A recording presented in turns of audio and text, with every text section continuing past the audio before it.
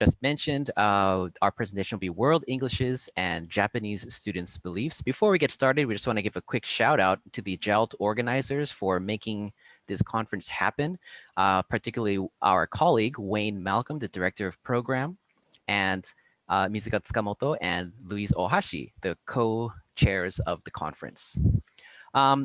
My name is Dr. Bradford Lee, and I am an associate professor at Fukui University of Technology in the Organization for Fundamental Education. Hello, my name is Justin Bailey, and I also work for Fukui University of Technology. I'm an assistant professor. Nice to meet you. Yes. And you might be able to tell from our accents, but I'm a speaker of General American English, and Justin is a speaker of English Received Pronunciation. If you're not familiar with the geography of Japan, so Fukui Prefecture is here in red here. It's on the coast of the Sea of Japan. The reason why I mention this is because this will become important because straight down the main island of Japan here, there's a very large mountain chain called the Japanese Alps. And so this mountain range basically separates Fukui from the more famous large urban areas such as Tokyo and Osaka, etc. So our location is quite rural and isolated. So it means there's not so many population of foreign language speakers in the area. So our students mostly only use English, very limited just in class time, and there's not much opportunity for them to speak English outside of class.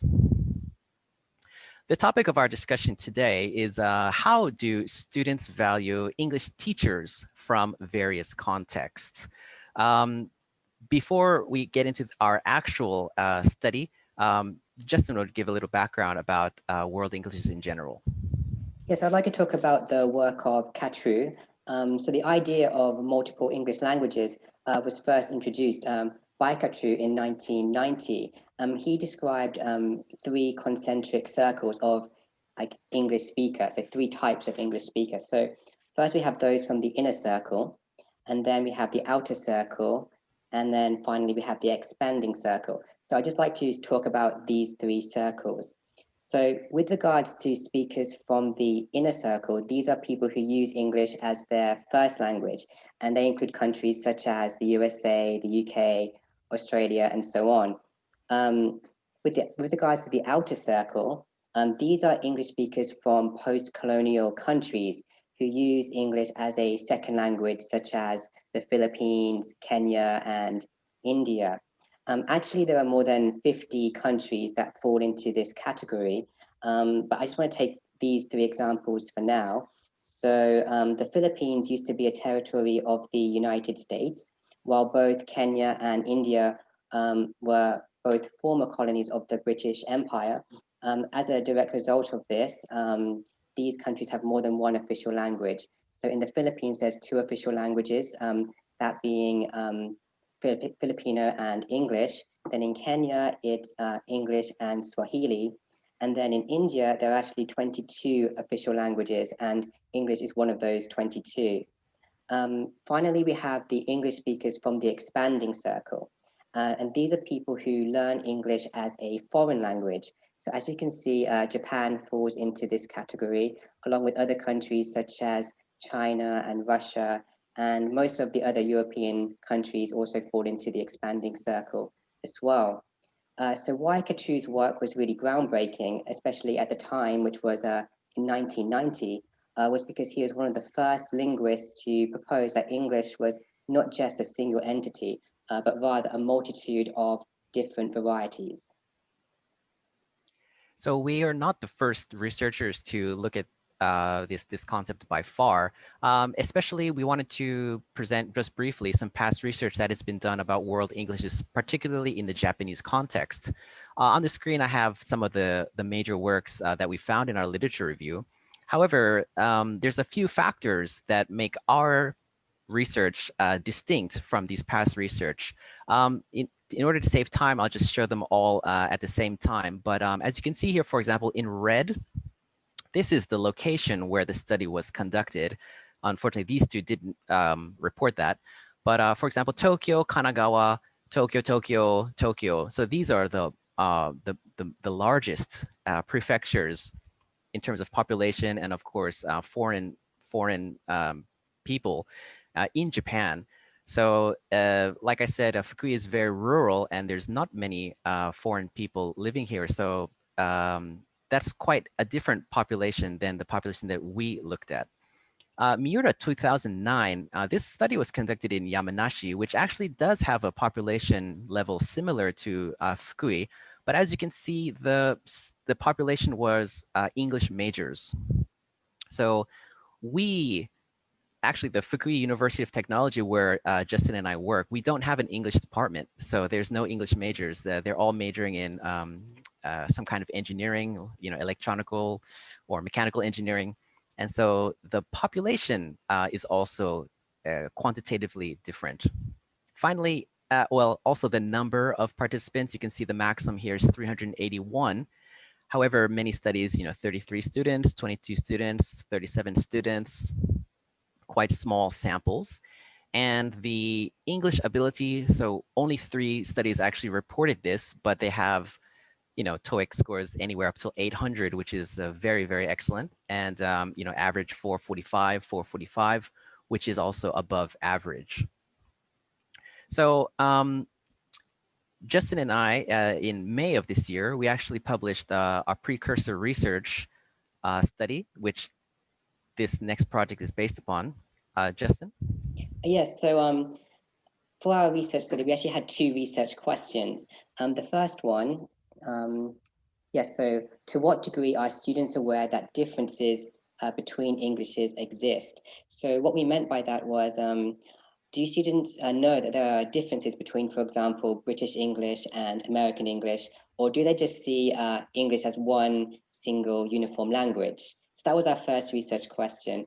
The second research question, how do students value English teachers from various contexts? So for example, we were interested in whether students had any preferences towards a certain variety of English. As you mentioned in the literature review, it appears that Japanese students, for the most part, they prefer native English teachers from inner circle countries. However, these findings are mostly based on students who live in urban regions in Japan. So we really wanted to see whether this was true for our students as well. So if you can move on to the study design, we conducted questionnaires, which were offered to the students both digitally and in paper form. And it contained items that were both closed and open-ended. And then with regards to the sample, so the study was conducted at Fukui University of Technology. And as we mentioned earlier, Fukui is in a rural region of Japan. And most of the students who attend our university are from the Fukui region, or they come from the nearby surrounding area. In total, we were able to recruit a total of 473 students. All of them were Japanese nationals, and the majority of which were male. I just want to explain a little bit about why we had this gender imbalance. Our student population at our university is more than 90% male. So this high percentage of male students is just a reflection of the student population in our university. With regards to the TOEIC score, our university is somewhat low at 346. The national average being around 425. So what we have here is a student population from mostly rural Japan and who have slightly lower levels of English ability. Okay, so if we take a look at the results, with regards to our first research question, that being, are students aware that there are different varieties of English? We can see that the majority of our students, so more than 77%, do have some awareness. However, when asked in what ways these varieties are different, most didn't know. And the ones that did know displayed very limited knowledge as to how these varieties were different, most only being able to cite pronunciation differences and not being able to expand much further on that. Okay, so our second research question. Okay, so yeah, we revealed some quite interesting findings.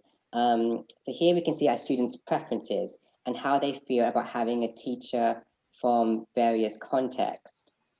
So as we can see, having a teacher from the inner circle, from an inner circle country, was rated the highest at 3.48,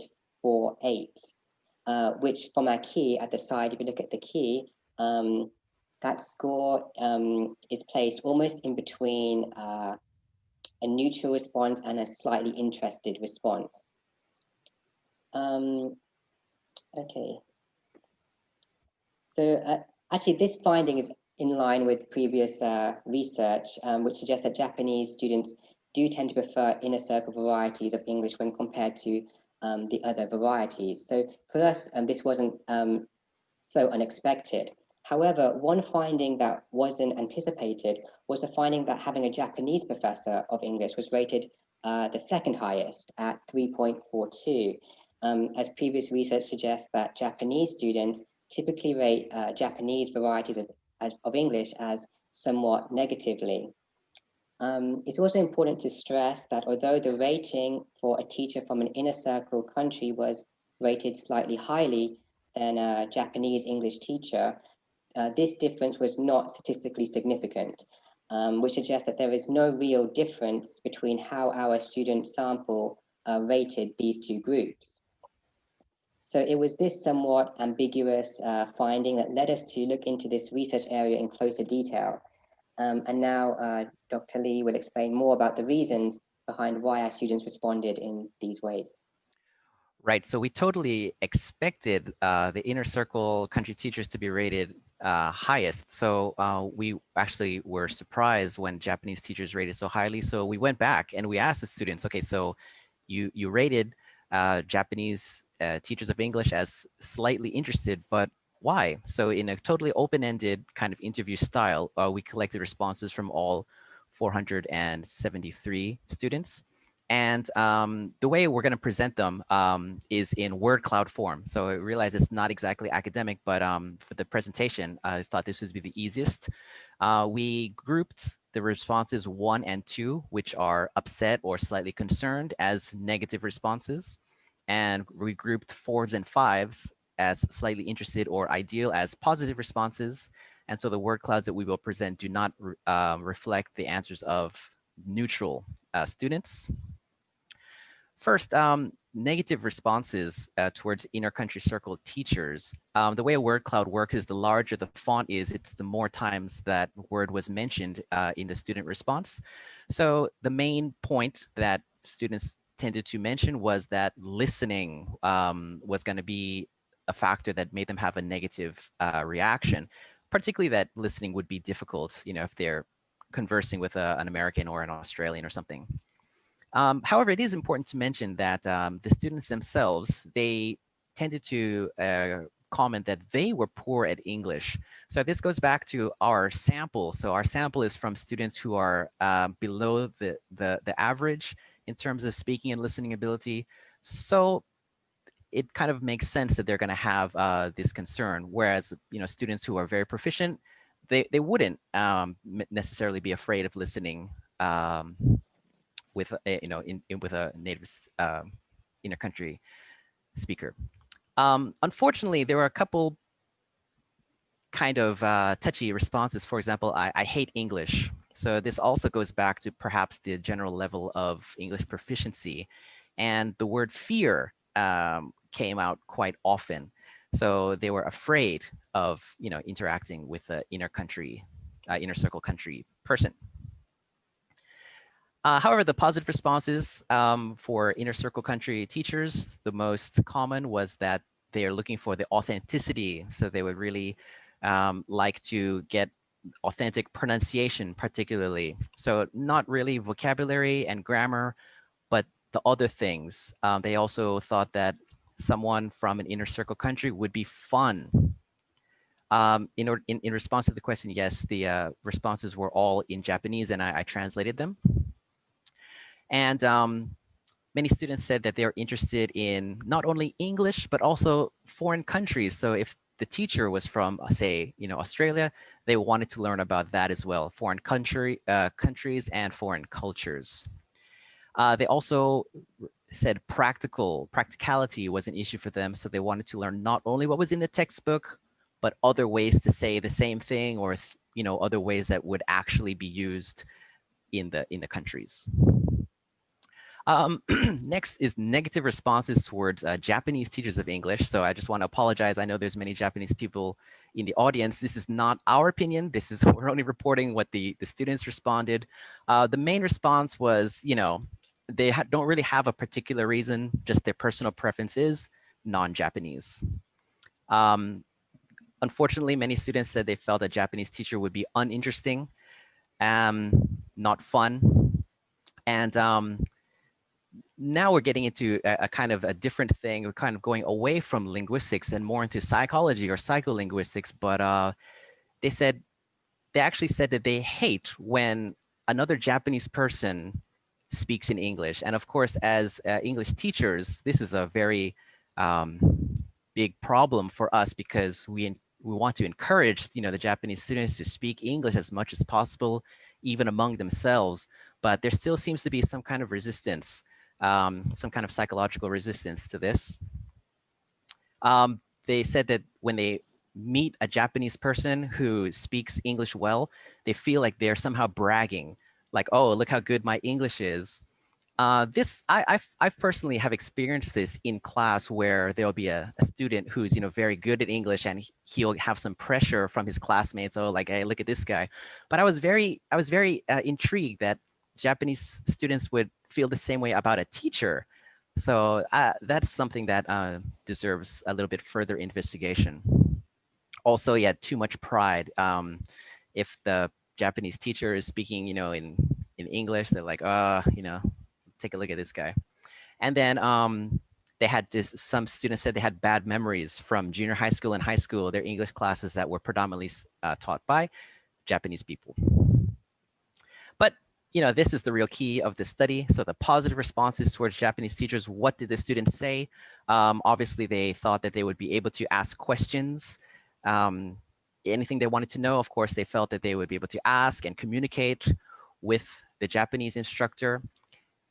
Strategy was also a key thing for them because they figured, well, if that guy, if he or she, as a Japanese person, can achieve a certain level of mastery, well, then I can too. So they want to know exactly how to do that. The lessons would be understandable, of course. And this is in exact contrast to the previous slide, but the words same and respect appeared several times. So as a Japanese person, I'm Japanese too. If they can do it, so can I. And also, they recognize that to achieve a level of mastery in English deserves some level of respect. Okay, so what are the implications of our research? As mentioned before, previous studies have found that Japanese students tend to prefer English teachers from inner circle countries. So at first glance, it could be an indication of a change in our students' preferences. But another interpretation could be that different kinds of students, whether it be high ability or low ability, urban versus rural students, they could have different preferences as to who their ideal English teacher is. And it could be these differences in our student population that can explain why our results didn't completely concur with the results from previous research studies. So we definitely think that future investigations are needed in this respect, particularly the issues of learner identity and those kind of psycholinguistic aspects. We do intend to pursue this more in the future. So everyone, thank you very much for listening. We went through the study quite quickly. I'll just leave this slide up, which is the works that we referenced. And then at the top here, this is my email address. So I'm the corresponding author. Our paper that I mentioned was published in May, is available upon request. So if you send me an email, I can send that out to you. So with the remaining 5 minutes that we have left, we would like to have a short question and answer session. If people would like to type in a question to the chat, they can do that. Or I suppose if you just turn on your microphone, you can ask our presenters that way too.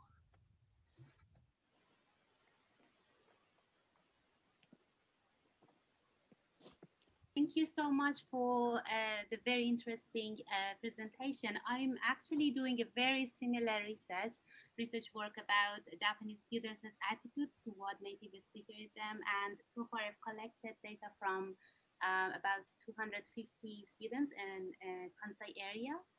And I was wondering about what kind of differences. So you mentioned about the literature has mainly focused on Tokyo.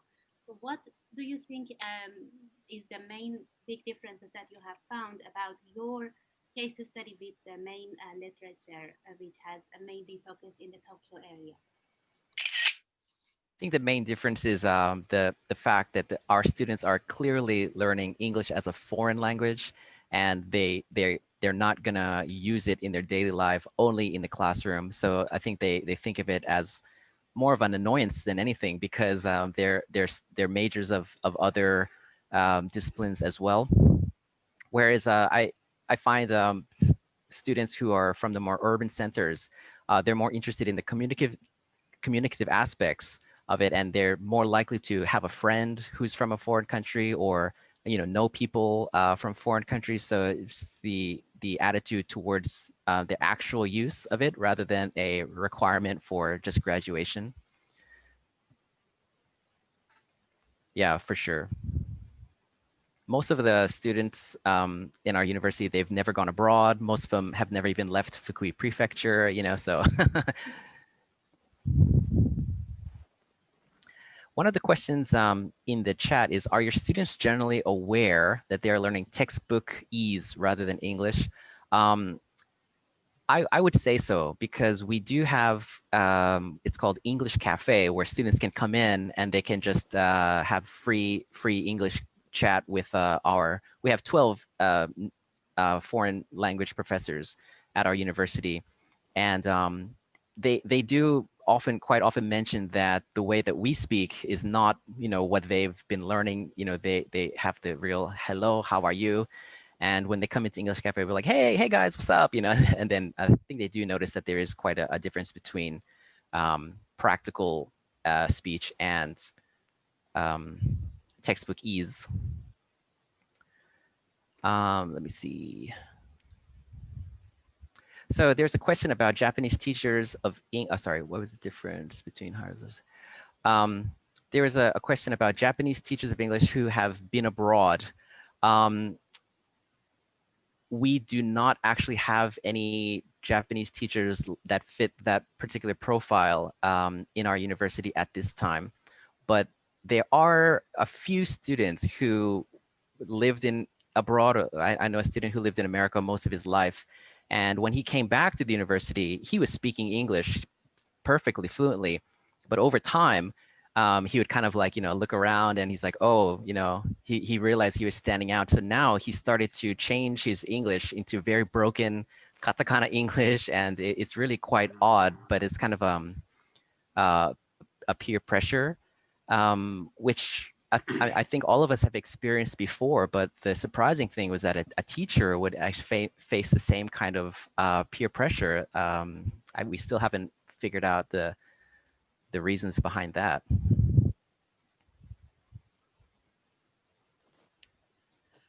The students' attitudes towards outer and expanding circle was quite low.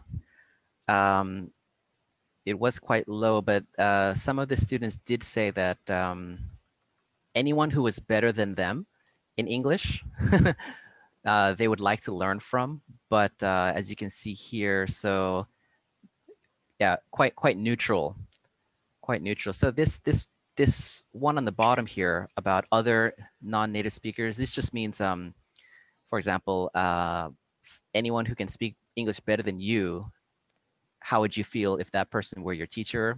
And you can see it's slightly lower than neutral, but the outer and expanding were basically neutral or slightly higher.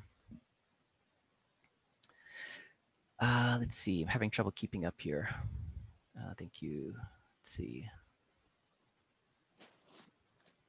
Okay, we'll so probably have about 2 more minutes or so. We can go a little bit over time here because I'm staying in this room to host the next session. But how about if we have time for one more question? Go ahead, Bradford. Let me see.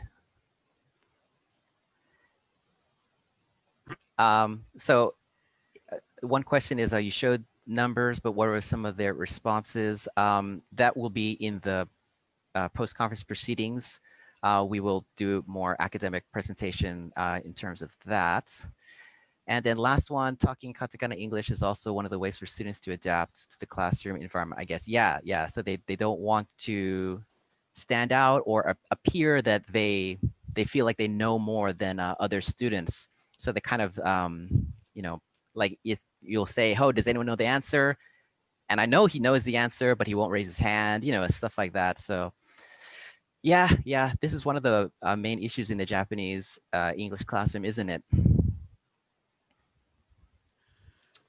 So first of all, why don't we give a big round of applause to Professor Bailey and to Bradford Lee. That